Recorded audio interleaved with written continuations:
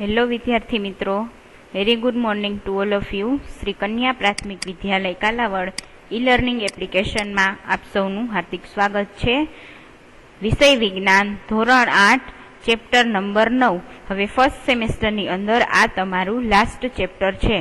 ચેપ્ટરનું નામ છે reproduction in animals, એટલે કે પ્રાણીઓમાં પ્રજનન. હવે તમે 8મું ચેપ્ટર છે કોષ રચના અને કાર્યો, એના વિશે અભ્યાસ કરી ગયા, જે તમારે આગળના ધોરણ માટે ખૂબ જ ઇમ્પોર્ટન્ટ છે, રાઈટ?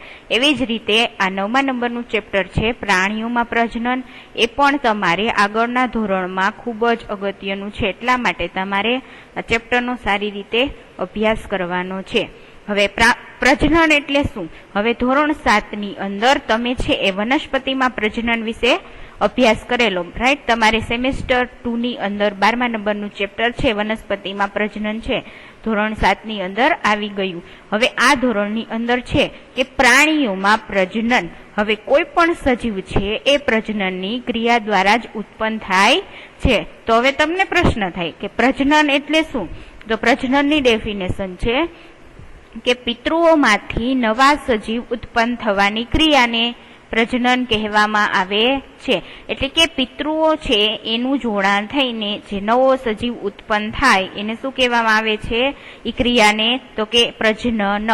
હવે કોઈ પણ સજીવ છે એ પ્રજનનની ક્રિયા દ્વારા છે એ ઉત્પન્ન થાય છે. તો આ ચેપ્ટરની અંદર પ્રજનનની અંદર કયા કયા અંગો છે એ આવેલા હોય છે એના વિશે આપણે અભ્યાસ કરીશું. પર્ટિક્યુલર પ્રાણીઓની અંદર તમે વનસ્પતિની અંદર જોઈ ગયા હતા કે લિંગી અને અલિંગી બે પ્રકારે છે પ્રજનન થાય છે વનસ્પતિની અંદર.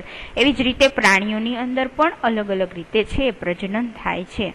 તો ચાલો જોઈએ કે તમે પાચન, પરિવહન તેમજ શ્વસન ક્રિયાઓ વિશે અગાઉના ધોરણમાં અભ્યાસ કર્યો છે, રાઈટ? તો તમે છે એ અગાઉના ધોરણમાં એટલે કે ધોરણ 7ની અંદર છે તમારે પાચન ક્રિયા, પરિવહન તંત્ર તેમજ શ્વસન તંત્ર છે એના વિશે તમે અભ્યાસ કર્યો છે. શું તમને તેના વિશે યાદ છે? તમને અહીંયા પ્રશ્ન પૂછ્યો છે કે તમે ધોરણ 7માં તો ભણી જ ગયા છો, તો તમને યાદ હોવું જોઈએ. તો શું તમને યાદ છે કે પાચન તંત્રની અંદર શું હોય? તો પાચન તંત્રનું કાર્ય છે ખોરાકનો પાચન કરવાનું, અને એની અંદર અલગ અલગ પ્રકારના અંગો સંકળાયેલા હોય છે, જેમ કે મુખ છે, મુખ ગુહા, જઠર, નાનું આંતરડું, મોટું આંતરડું, અન્નળી, મળાશય, મળદ્વાર, બરાબર? એવી જ રીતે પરિવહન તંત્ર. તો પરિવહન તંત્રની અંદર શું છે? તો કે રુધિરાભિસરણ તંત્ર છે એ છે એ પરિવહનનું કાર્ય કરે છે, જેની અંદર રુધિર છે એ મનુષ્યની અંદર છે એ વહન પામે છે, શુદ્ધ રુધિર, અને અશુદ્ધ રુધિર છે એ પાછું રિવર્સ થઈને હૃદયની અંદર આવે છે અને એનું ફિલ્ટ્રેશન થઈને બોડીની અંદર સર્ક્યુલેટ થયા કરે છે. એવી જ રીતે શ્વસન ક્રિયા. શ્વસન ક્રિયાની અંદર સૌ પ્રથમ શું અનિવાર્ય છે? તો કે શ્વાસનળી અને ફેફસા. હવે આપણે નાકની મદદથી છે, બરાબર, આપણે શ્વાસ લઈએ છીએ, એટલે કે હવા લઈએ છીએ અને ફેફસામાં જાય છે, જ્યાંથી છે CO2 યુક્ત હવા છે એ આખા શરીરની અંદર ફરે છે, અને CO2 યુક્ત હવા છે પાછી છે આપણે ઉચ્છ્વાસની પ્રક્રિયા દ્વારા બહાર કાઢીએ છીએ, બરાબર? તો આ ત્રણેય તંત્ર વિશે તમે આગળના ધોરણમાં અભ્યાસ કરી ગયા છો. હવે આ પ્રક્રિયાઓ પ્રત્યેક સજીવો માટે તેઓના અસ્તિત્વ ટકાવી રાખવા માટે આવશ્યક છે. હવે આપણે પાચન ક્રિયા, પરિવહન ક્રિયા અને શ્વસન ક્રિયા છે એ બધી છે આપણું અસ્તિત્વ ટકાવી રાખવા માટે આવશ્યક છે. એવી જ રીતે પ્રજનન પણ એટલું જ ઇમ્પોર્ટન્ટ છે. તમે વનસ્પતિઓમાં પ્રજનન વિશે અગાઉ અભ્યાસ કરી ચૂક્યા જ છો ધોરણ 7ની અંદર. હવે પ્રજનન છે એ જાતિઓનું સાતત્ય જાળવી રાખવા માટે આવશ્યક છે. જો પ્રજનનની ક્રિયા ન થાય તો નવી સંતતિ છે ઉત્પન્ન થાય નહીં, અને જેના લીધે શું થાય? તો કે જાતિઓ છે એ દિવસે ને દિવસે ઘટતી જાય અને પૃથ્વી ઉપર કોઈ પણ જાતિનું છે અસ્તિત્વ ન રહે. એટલે પૃથ્વી ઉપર જાતિઓનું અસ્તિત્વ ટકાવી રાખવા માટે પ્રજનન ક્રિયા આવશ્યક છે. હવે કલ્પના કરો કે સજીવો પ્રજનન ન કરે તો શું થાય? બરાબર, તમને પ્રશ્ન પૂછવામાં આવ્યો છે કે જો સજીવો પ્રજનન ન કરે તો શું થાય? તો કે નવી સંતતિ છે એ ઉત્પન્ન જ ન થાય, અને તેના લીધે શું થાય? તો કે જાતિ છે એનો નાશ થતો જાય. હવે તમે એ વાતને માનશો કે પ્રજનનનું સજીવોમાં એક વિશેષ જ મહત્વ છે, કારણ કે તે એક જ જેવા સજીવોમાં પેઢી દર પેઢી સાતત્યતા બનાવી રાખવાનું સુનિશ્ચિત કાર્ય છે કરે છે. એટલે કે પ્રજનનની ક્રિયા થવાથી નવું જે સજીવ છે એ ઉત્પન્ન થાય છે, જેના લીધે એક પેઢીમાંથી બીજા પેઢીમાં સજીવોની સાતત્યતા જાળવી રાખવા માટે છે પ્રજનન ખૂબ જ અગત્યનું છે. હવે તમે અગાઉના ધોરણમાં વનસ્પતિઓમાં પ્રજનન વિશે અભ્યાસ કરી જ ચૂક્યા છો, રાઈટ? મેં તમને કીધું કે ધોરણ 7ની અંદર તમે વનસ્પતિઓમાં પ્રજનન કે ચેપ્ટર નંબર 12 છે, રાઈટ, તમને આપેલું હતું, એના વિશે તમે અભ્યાસ કરી ગયા છો. હવે આ પ્રકરણમાં આપણે જાણીશું કે પ્રાણીઓ કેવા પ્રકારે પ્રજનન કરે છે, બરાબર? તો હવે આ ચેપ્ટરનો પેલો ટોપિક જોઈએ, ટોપિક નંબર 9.1 પ્રજનનના પ્રકારો. હવે વનસ્પતિની અંદર બે પ્રકારે પ્રજનન થાય છે કે લિંગી પ્રજનન અને અલિંગી પ્રજનન. હવે પ્રાણીઓની અંદર પ્રજનન કઈ કઈ રીતે થાય છે એના વિશે આપણે અભ્યાસ કરીશું. શું તમે વિવિધ પ્રાણીઓના બચ્ચાઓને જોયા છે? બરાબર, તમે છે અલગ અલગ પ્રાણીઓ છે એના બચ્ચાને જોયા હશે. ફોર એક્ઝામ્પલ, ગાય છે તો એનું છે વાછરડું હોય, એને તમે બધાએ જોયું જ હશે. એવી રીતે કૂતરું છે તો એનું ગલુડિયું હોય, બરાબર? મીંદડી છે એનું બચ્ચું છે, મીંદડા આપણે એને કહીએ છીએ. એવી રીતે અલગ અલગ પ્રાણીઓના બચ્ચાને તમે જોયા છે કે નહીં? તો તમે બધાએ જોયા જ હશે. હવે કેટલાક પ્રાણીઓના બચ્ચાઓના નામ તમને કોષ્ટક 9.1માં લખવાનો પ્રયત્ન કરો. હવે કોષ્ટક 9.1 ની અંદર તમને 7 પ્રાણીઓના નામ આપેલા છે અને બાજુમાં તમને 2 ઉદાહરણ છે એ સમજાવેલા છે કે મરઘી છે તો એના બચ્ચાને શું કહેવાય? તો મરઘીનું બચ્ચું અથવા તો પિલ્લું કહેવામાં આવે છે, બરાબર? તો તમારે બીજા બધા પ્રાણીઓના બચ્ચાના નામ શું છે? કોષ્ટક 9.1 ની અંદર લખવાના છે. જેમ કે ક્રમ સંખ્યા 1 અને ક્રમ સંખ્યા 5માં ઉદાહરણ આપીને તમને છે એ દર્શાવેલું છે. હવે પેલા નંબરની અંદર તમને આપેલું છે કે માનવ છે, બરાબર? એના બચ્ચાને શું કહેવામાં આવે છે? તો કે શિશુ અથવા તો બાળક, એટલે કે જે નવજાત જન્મેલું સજીવ છે માણસની અંદર, એને શું કહેવામાં આવે છે? તો કે શિશુ અથવા તો બાળક. એને આપણે ન્યૂબોર્ન બેબી તરીકે પણ ઓળખીએ છીએ. એવી રીતે મરઘીના બચ્ચાને મરઘીનું બચ્ચું અથવા તો પિલ્લું કહેવામાં આવે છે. હવે તમે વિવિધ પ્રાણીઓના બચ્ચાઓનો જન્મ થતા પણ જોયો હશે. શું તમે જણાવી શકો છો કે મરઘીનું બચ્ચું અને ઈયળ છે કેવી પ્રકારે જન્મ લે છે? એવી જ રીતે બિલાડીનું બચ્ચું અને ગલુડિયું કેવી રીતે જન્મ લે છે? તો આપણે જોઈએ છે કે બિલાડી છે, બરાબર, અને કૂતરું છે એ જ્યારે બચ્ચાને જન્મ આપે તો એ એના જ જેવા સજીવને જન્મ આપે છે, પણ એનું કદ ને એ બધું કેવું હોય છે?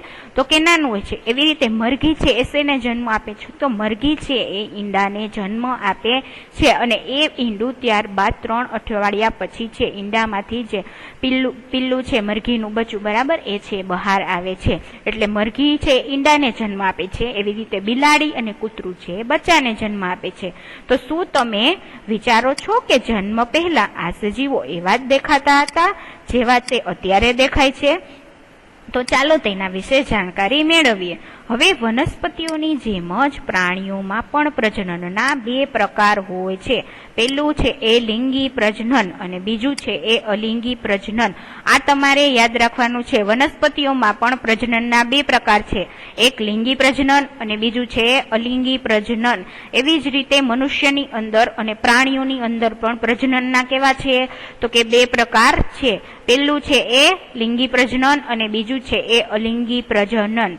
હવે લિંગી પ્રજનનની અંદર શું છે? તો કે નર જન્યુઓ અને માદા જન્યુઓના જોડાણથી છે યુગ્મનજ બને છે અને તેમાંથી પુખ્ત સજીવનો છે એ જન્મ થાય છે. એટલે કે લિંગી પ્રજનનની અંદર નર જન્યુઓ અને માદા જન્યુઓ બંને છે એ અનિવાર્ય છે. જ્યારે અલિંગી પ્રજનનની અંદર શું હોય છે? તો એની અંદર નર અને માદા એવી રીતે કોઈ છે એ બંનેનું જોડાણ થતું નથી. એક જ સજીવની અંદરથી છે આખો નવો સજીવ ઉત્પન્ન થાય છે. એટલે કે એની અંદર નરજન્યુ અને માદાજન્યુનું જોડાણ છે એ હોતું નથી.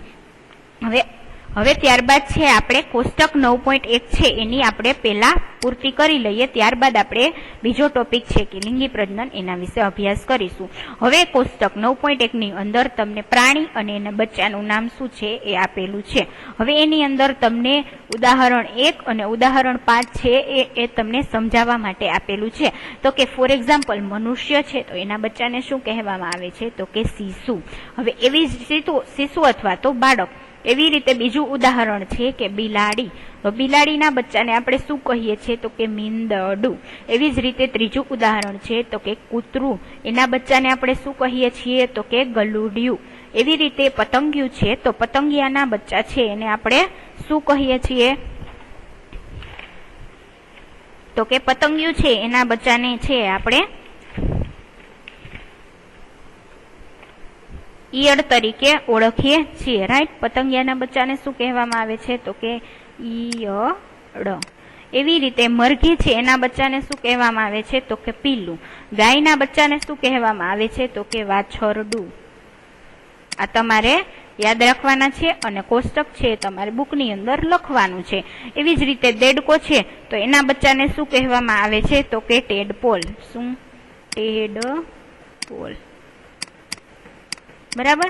તો અલગ અલગ પ્રકારના પ્રાણી છે એના બચ્ચાને પણ આપણે અલગ અલગ રીતે છે ઓળખીએ છીએ.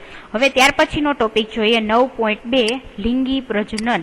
હવે ધોરણ 7માં તમે વનસ્પતિઓમાં પ્રજનન વિશે અભ્યાસ કર્યો હતો, તેને તમારે શું કરવાનું છે તો કે યાદ કરવાનો છે, પ્રયત્ન કરવાનો છે.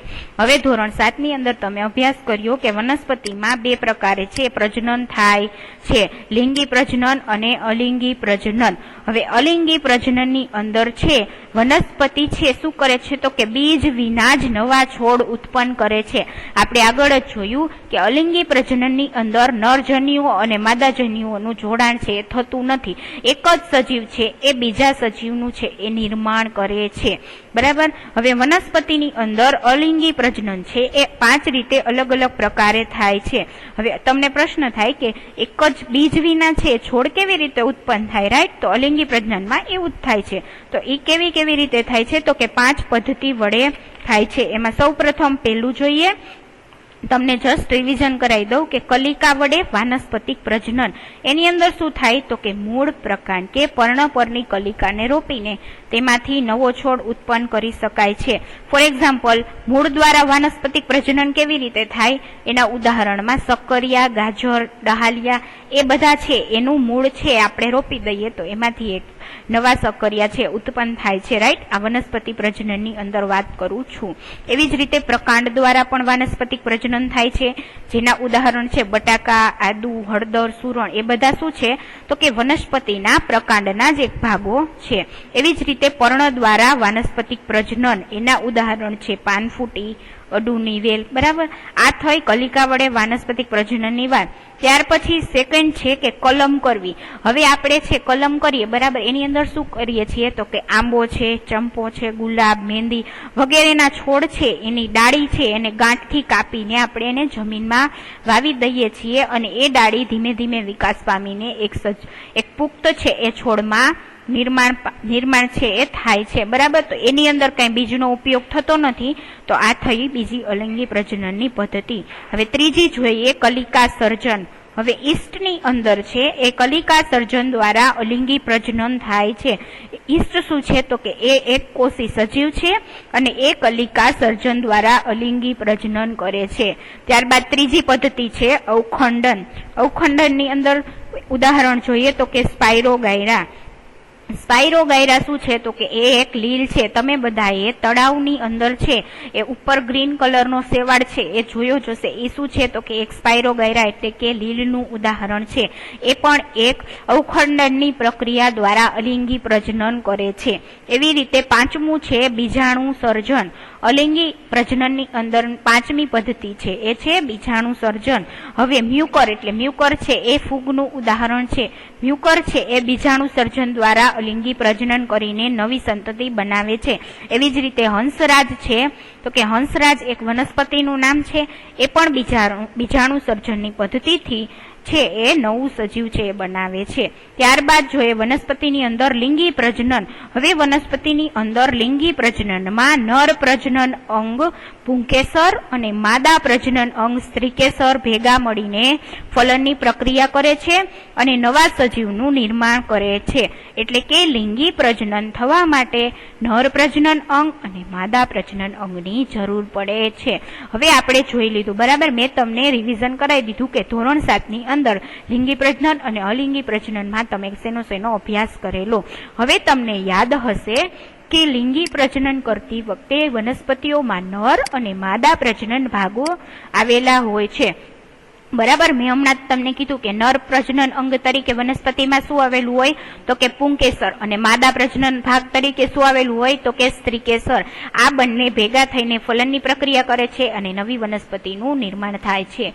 શું તમે આ ભાગોના નામ જણાવી શકો છો? તો હા, તમે 7મામાં ભણી ગયા છો, તમને યાદ જ હશે કે સ્ત્રીકેસર છે એ માદા પ્રજનન ભાગ છે અને પુંકેસર છે એ નર પ્રજનન ભાગ છે. તો પ્રાણીઓમાં પણ નર અને માદામાં વિવિધ પ્રજનન ભાગો અથવા તો અંગો છે આવેલા હોય છે. હવે વનસ્પતિઓની જેમ જ પ્રાણીઓ પણ નર તેમજ માદા જન્યુઓ, જેને આપણે પ્રજનન કોષો પણ કહીએ છીએ, એ બનાવે છે, જેના જોડાણથી યુગ્મનજ એટલે કે ઝાયગોટ બને છે અને આ યુગ્મનજના વિકાસ થઈને એક નવો સજીવ બને છે. એવા પ્રકારનું પ્રજનન કે જેમાં નર અને માદા જન્યુઓનું જોડાણ થતું હોય એને શું કહેવાય તો કે એને લિંગી પ્રજનન કહેવામાં આવે છે. તમારે લિંગી પ્રજનન અને અલિંગી પ્રજનન વચ્ચેનો તફાવત છે એ માઇન્ડમાં એકદમ ક્લિયર જ રાખવાનો છે કે લિંગી પ્રજનન કોને કહેવામાં આવે તો કે જે પ્રજનનની અંદર નર અને માદા જન્યુઓનું જોડાણ થાય તેને લિંગી પ્રજનન એટલે કે સેક્સ્યુઅલ રિપ્રોડક્શન કહેવામાં આવે છે. તો ચાલો મનુષ્યના પ્રજનનના ભાગોના ખ્યાલ મેળવીએ. હવે આપણે આગળ છે વનસ્પતિના પ્રજનનના ભાગો જોયા કે સ્ત્રીકેસર અને પુંકેસર. એવી જ રીતે મનુષ્યની અંદર પણ અલગ અલગ પ્રકારના પ્રજનનના ભાગો છે આવેલા હોય છે. તો એના વિશે અભ્યાસ કરીએ. હવે એની અંદર સૌપ્રથમ જોઈએ નર પ્રજનન અંગો. તો કે નરની અંદર કયા કયા પ્રકારના છે પ્રજનન અંગો છે આવેલા હોય છે. તો કે નર પ્રજનન અંગોમાં એક જોડ શુક્રપિંડ, 2 શુક્રવાહિનીઓ આવેલી હોય છે. હવે તમને અહીંયા આકૃતિ 9.1 ની અંદર છે નર પ્રજનન અંગ છે એનું છે ઉદાહરણ આપેલું છે. એની અંદર શું આવેલું હોય છે? નર પ્રજનન અંગોની અંદર છે એક જોડ શુક્રપિંડ. હવે આ જે ગોળાકાર રચના છે એ શું છે તો કે એ શુક્રપિંડ છે. એક જોડ એટલે કે 2 સંખ્યાની અંદરમાં શુક્રપિંડ છે એ આવેલા હોય છે. હવે 2 શુક્રવાહિનીઓ છે એ શુક્રપિંડને જોડાઈને આવેલી હોય છે. આ ગોળાકાર રચના છે એ છે શુક્રપિંડ. એને જોડાઈને જે આ નલિકા છે આવેલી છે એને શું કહેવામાં આવે છે તો કે શુક્રવાહિની. તમારે બરાબર યાદ રાખવાનું છે કે નર પ્રજનન અંગની અંદર એક જોડ શુક્રપિંડ, એક જોડ શુક્રવાહિની અને સ્વિષ્ન છે એ આવેલું હોય છે. હવે શુક્રપિંડનું કાર્ય શું છે તો કે શુક્રપિંડ છે એ નર જન્યુઓ ઉત્પન્ન કરે છે, જેને આપણે શું કહીએ છીએ તો કે શુક્રકોષો એટલે કે સ્પર્મ સેલ તરીકે ઓળખીએ છીએ. હવે શુક્રપિંડ લાખોની સંખ્યામાં શુક્રકોષો ઉત્પન્ન કરે છે. આકૃતિ 9.2 માં શુક્રકોષની રચના છે તમને અહીં દર્શાવવામાં આવેલી છે કે શુક્રકોષ છે એનું સ્ટ્રક્ચર છે એ કેવું હોય છે. હવે શુક્રકોષો અત્યંત સૂક્ષ્મ હોય છે. બરાબર, તમે આકૃતિ 9.2 ની અંદર માનવ શુક્રકોષ છે બતાવવામાં આવેલો છે કે જે કેવો હોય છે કે અત્યંત સૂક્ષ્મ હોય છે અને તે પ્રત્યેકમાં એક શીર્ષ શુક્રકોષની અંદર છે સૌથી ઉપરનો ભાગ છે તમને આકૃતિમાં બતાવેલો છે એને શું કહેવામાં આવે છે તો કે શીર્ષ, અને વચ્ચેનો જે ભાગ છે એને શું કહેવામાં આવે છે તો કે મધ્ય ભાગ, અને નીચેનો સૌથી ભાગ છે એ છે શું છે તો કે પૂંછડી. હવે પ્રત્યેક શુક્રકોષમાં એક શીર્ષ, મધ્ય ભાગ અને એક પૂંછડી છે એ આવેલી હોય છે.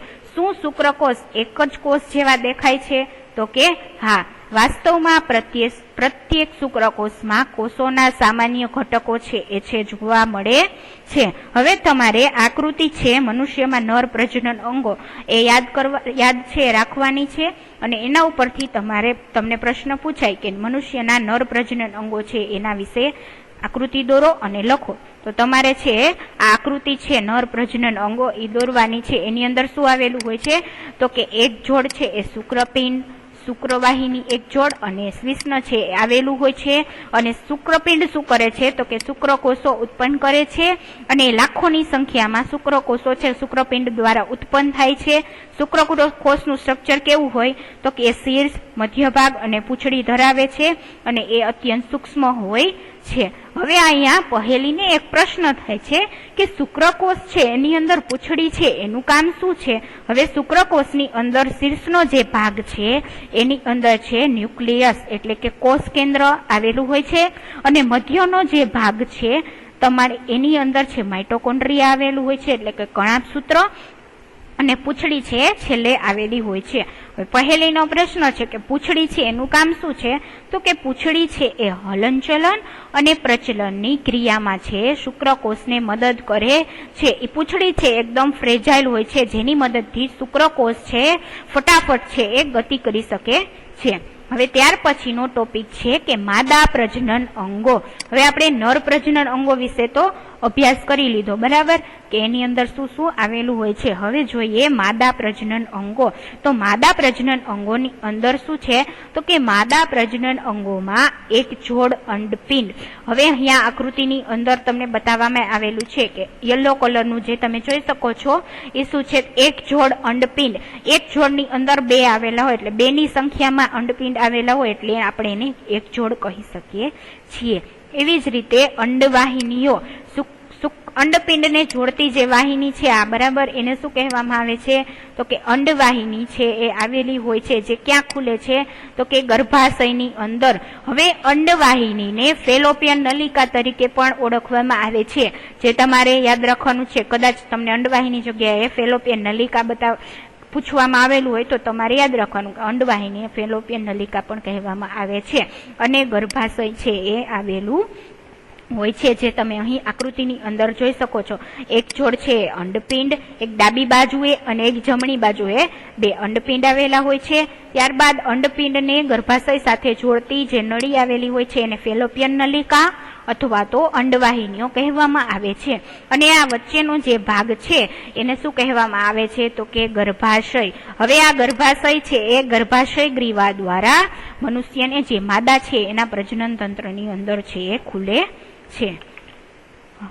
હવે અંડપિંડ છે એ માદાજનીઓ ઉત્પન્ન કરે છે. હવે જેવી રીતે શુક્રપિંડ છે એ શું કરે છે, તો કે શુક્રકોષ ઉત્પન્ન કરે છે, અને બાજુમાં તમને શુક્રકોષની આકૃતિ પણ આપેલી હતી. એવી રીતે અંડપિંડનું કાર્ય શું છે, તો કે માદાજનીઓ ઉત્પન્ન કરે છે. શુક્રપિંડ છે એ નરજનીઓ ઉત્પન્ન કરતા હતા, જેને આપણે શું કહેતા હતા, તો કે શુક્રકોષ. એવી જ રીતે અંડપિંડ છે એ માદાજનીઓ ઉત્પન્ન કરે છે, જેને આપણે અંડકોષ અથવા તો ઓવરી સેલ પણ કહીએ છીએ, જે તમને અહીં આકૃતિ 9.4 ની અંદર માનવ અંડકોષ તરીકે બતાવવામાં આવેલું છે. હવે મનુષ્યમાં માદામાં પ્રતિમાસ બંને અંડપિંડોમાંથી કોઈ પણ એક અંડપિંડમાંથી એક વિકસિત અંડકોષ અંડવાહિનીમાં મુક્ત થાય છે. અને હવે આપણે જોઈએ આગળની આકૃતિમાં આપણે જોયું કે મનુષ્યની અંદર છે, માદાની અંદર છે એ એક જોડ છે એ અંડપિંડ આવેલા હોય, અને એ અંડપિંડમાંથી દર મહિનાની અંદર એક વખત ડાબી બાજુના અંડપિંડમાંથી અંડકોષ મુક્ત થાય છે, અને એક વખત જમણી બાજુના અંડપિંડમાંથી અંડકોષ છે એ મુક્ત થાય છે, જેને આપણે મેન્સ્ટ્રુઅલ સાયકલ તરીકે પણ ઓળખીએ છીએ. એટલે કે રક્તસ્ત્રાવ જે દર 30 દિવસે માદા શરીરની અંદર છે એ જોવા મળે છે. હવે ગર્ભાશય એ ભાગ છે કે જેમાં શિશુનો વિકાસ થાય છે.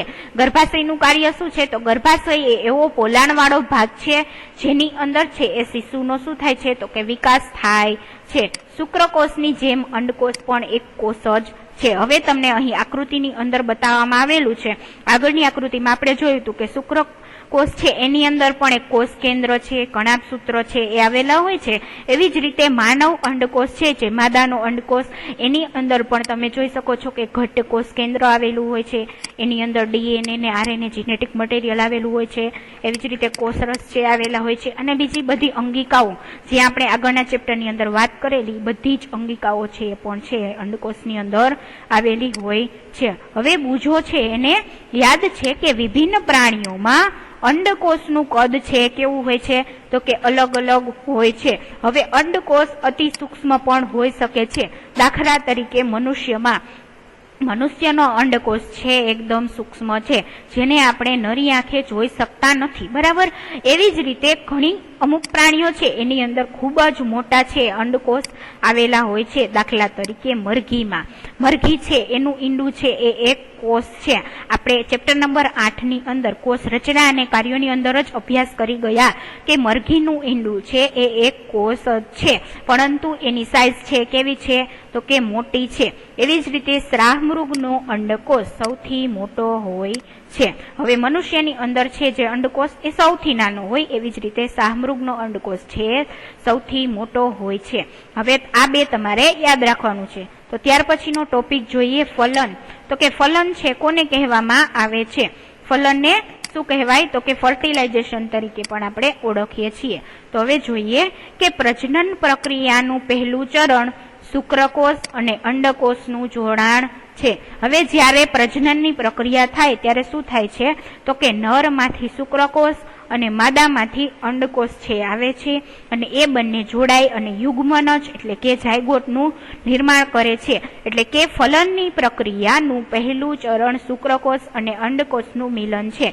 હવે જ્યારે શુક્રકોષ અંડકોષના સંપર્કમાં આવે છે ત્યારે તેમાંથી એક શુક્રકોષ અંડકોષ સાથે જોડાઈ જાય છે, અને શુક્રકોષ અને અંડકોષનું આ જોડાણ છે એ આપણે ફલન તરીકે ઓળખીએ છીએ. બરાબર. હવે જ્યારે શુક્રકોષ છે એ અંડકોષ સાથે જોડાઈ જાય તો એ શું થાય છે તો કે ફલનની પ્રક્રિયા થાય છે, અને આપણે એને શું કહીએ છીએ? ફલિતાંડ તરીકે ઓળખીએ છીએ. હવે તમને અહીં આકૃતિ 9.5 ની અંદર ફલન છે કેવી રીતે થાય છે એ દર્શાવવામાં આવેલું છે. તો કે ફલનની પ્રક્રિયાની અંદર અંડકોષ છે, આ ગોળાકાર જે રચના છે એ શું છે તો કે આ આખો છે એ માદાનો અંડકોષ છે, અને જે તમને આ પૂંછડીવાળી રચના જોઈ શકો છો એ શું છે કે નરના શુક્રકોષો છે. હવે જ્યારે પ્રજનનની પ્રક્રિયા થાય નર અને માદાની વચ્ચે ત્યારે માદાનો અંડકોષ છે એની અંદર નરના જે શુક્રકોષ છે એ પ્રવેશે છે. કોઈ પણ એક જ શુક્રકોષ છે એ માદાના અંડકોષની અંદર પ્રવેશી શકે છે,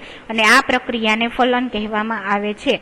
ફલન દરમિયાન શુક્રકોષ અને અંડકોષ જોડાઈને શું થઈ જાય છે તો કે એક થઈ જાય છે, અને ફલનના પરિણામે યુગ્મનજ એટલે કે ઝાયગોટનું નિર્માણ થાય છે.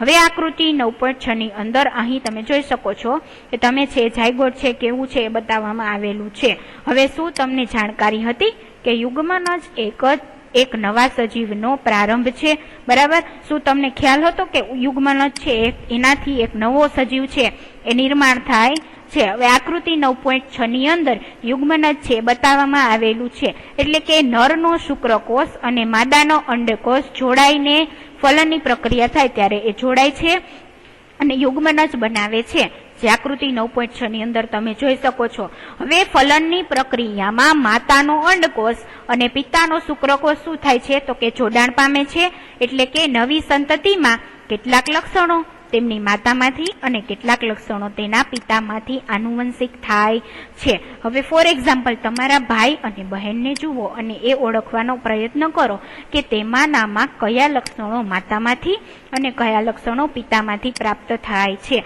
હવે ચેપ્ટર 8 ની અંદર કોષ રચના અને કાર્યોમાં જ આપણે અભ્યાસ કરી ગયા કે કોષ કેન્દ્રમાંથી જે ડીએનએ અને આરએનએ જેનેટિક મટીરિયલ છે એ આપણને અડધું છે માતામાંથી અને અડધું છે એ પિતામાંથી પ્રાપ્ત થાય છે. એટલે આપણે જોયું જનીન છે આનુવંશિકતાનો એકમ છે. હવે જ્યારે યુગ્મનજ છે તે માદાનો અંડકોષ અને જે નર છે એનો શુક્રકોષ જોડાણ થઈને જે અહીં તમે જોઈ શકો છો કે યુગ્મક કોષ કેન્દ્ર બનાવે છે, તો અડધા લક્ષણો છે અડધા ડીએનએ માતાના અને અડધા પિતાના આવે છે, અને જે નવું બાળક બને છે એની અંદર તમે જોઈ શકો છો. હવે તમારો ભાઈ છે એના વાળ છે વાકડિયા હોય છે, તો તમારા પણ વાકડિયા હોય અથવા તો ન પણ હોય. એવી જ રીતે ફોર એક્ઝામ્પલ તમારા પિતાની આંખ છે બદામી રંગની હોય તો તમારી આંખ છે બદામી રંગની 90% હોઈ શકે છે, એવી રીતે ન પણ હોય. બરાબર. તો તમારે જોવાનું કે તમારા ભાઈ અને બહેન છે એને જોવાનું, અને તમારે જોવાનું કે એમાંથી કેટલાક લક્ષણો માતાના છે એની અંદર અને કયા લક્ષણો પિતાના છે, અને આ લક્ષણો યુગ્મનજ બનવાથી થાય છે. હવે જે ફલન માદા શરીરની અંદર થાય છે એને શું કહેવામાં આવે છે તો કે અંતઃફલન કહેવામાં આવે છે. એના ઉદાહરણ છે કે મનુષ્ય, ગાય, કૂતરા તથા મરઘી વગેરે અનેક પ્રાણીઓ છે એમાં અંતઃફલન થાય છે। હવે આ બધા પ્રાણીઓની અંદર ફલનની પ્રક્રિયા છે એ માદા શરીરની અંદર થાય છે, એટલા માટે તેને શું કહેવામાં આવે છે તો કે અંતઃફલન કહેવામાં આવે છે। હવે તમને અહીં એક આશ્ચર્યજનક વાત છે બતાવવામાં આવેલી છે કે શું તમે ટેસ્ટ ટ્યુબ વિશે સાંભળ્યું છે? ટેસ્ટ ટ્યુબ બેબી વિશે સાંભળ્યું છે? તમને પ્રશ્ન થાય કે ટેસ્ટ ટ્યુબ બેબી શું છે, બરાબર? તો અહીં બુજો અને પહેલીના શિક્ષકે એકવાર વર્ગખંડમાં જણાવ્યું હતું કે કેટલીક સ્ત્રીઓમાં અંડવાહિની, આપણે જે આગળની આકૃતિની અંદર જોયું હતું કે અંડવાહિની છે એના દ્વારા અંડકોષ છે એ ગર્ભાશયની અંદર આવે છે। તો અંડવાહિની બંધ હોય છે, એના પરિણામે શું થાય તો કે આવી સ્ત્રીઓ બાળક પેદા કરવા માટે અસમર્થ હોય છે, કારણ કે ફલન માટે શુક્રકોષ છે અંડકોષ સુધી પહોંચી જ શકતો નથી, કારણ કે જો અંડવાહિની જ બંધ હોય તો શુક્રકોષ છે અંડકોષ સુધી પહોંચે નહીં અને એનું ફલન થતું નથી, પરિણામે નવું બાળક છે પેદા થતું નથી। હવે આવી સ્થિતિમાં ડોક્ટર તંદુરસ્ત રીતે મુક્ત થયેલ અંડકોષ તેમજ શુક્રકોષો એકત્રિત કરીને યોગ્ય માધ્યમમાં કેટલાક કલાકો સુધી એક સાથે છે અંડકોષ અને શુક્રકોષને રાખે છે। હવે આ અંડકોષ અને શુક્રકોષને લેબોરેટરી કન્ડિશનની અંદર છે ડોક્ટર છે રાખે છે, જેને આપણે IVF અથવા તો ઇન વિટ્રો ફર્ટિલાઇઝેશન એટલે કે શરીરની બહાર ફલન છે એના તરીકે ઓળખીએ છીએ। હવે જો ફલન થઈ જાય તો યુગ્મનજને 1 અઠવાડિયા સુધી લેબોરેટરીની અંદર વિકાસ પામવા દેવામાં આવે છે અને ત્યારબાદ તેને માતાના ગર્ભાશયમાં સ્થાપિત કરવામાં આવે છે અને માતાના ગર્ભાશયમાં ગર્ભનો સંપૂર્ણ વિકાસ થાય છે તથા સામાન્ય બાળકની જેમ જ નવા બાળકનો છે એ જન્મ થાય છે। આ પદ્ધતિ દ્વારા જન્મેલા બાળકને શું કહેવામાં આવે છે તો કે ટેસ્ટ ટ્યુબ બેબી કહેવામાં આવે છે।